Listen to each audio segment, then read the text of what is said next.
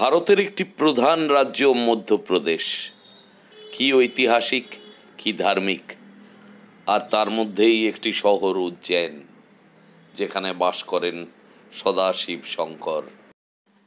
২৫০০ বছরের ইতিহাস নিয়ে অবন্তিকা নগরী তথা উজ্জয়ন।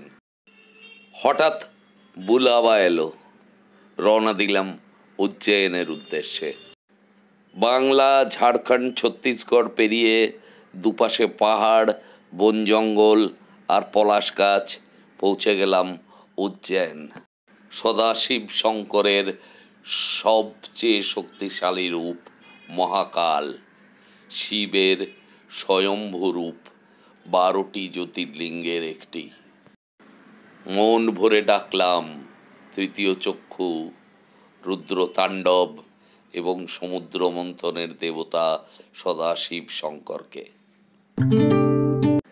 যারা হস্তরেখা বা কুণ্ডলিতে বিশ্বাস করেন, তাদের জন্য কুণ্ডলী থেকে পাওয়া দোষ নিবারণের আরেকটি জায়গা, প্রধান জায়গা উজ্জয়ন।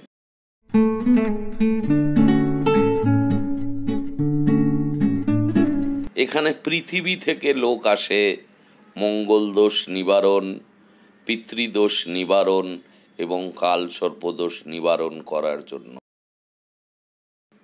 এই কর্মযজ্ঞ দেখে আমি অবাক, আপনারাও দেখুন।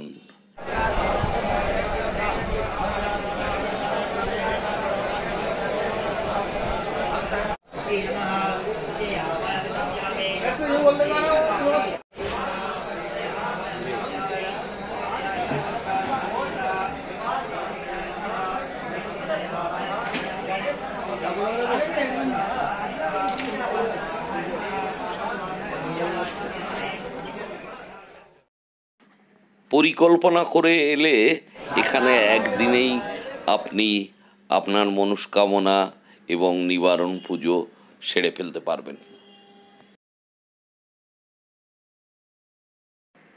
এ এক মহা ধর্মীয় যজ্ঞ, না দেখলে বিশ্বাস করতাম না।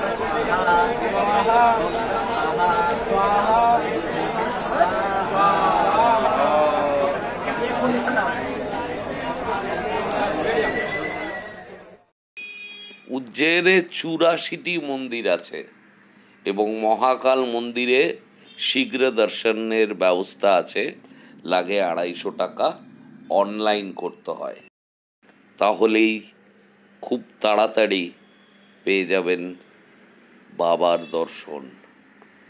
জয় ভোলেনাথ, জয় মহাকাল। মধ্যপ্রদেশেই খান্ডওয়াতে আছে ওমকারেশ্বর। এটিও ১২টি জ্যোতির্লিঙ্গের একটি, কিন্তু এর জন্য আপনাকে হাতে রাখতে হবে সম্পূর্ণভাবে একদিন। লাগবে উজ্জয়ন থেকে যেতে ৩ থেকে ৪ ঘন্টা। অনেক ভক্তই একই ট্রিপে সেরে ফেলে মহাকালেশ্বর এবং ওমকারেশ্বর। ওম নমঃ শিবায়।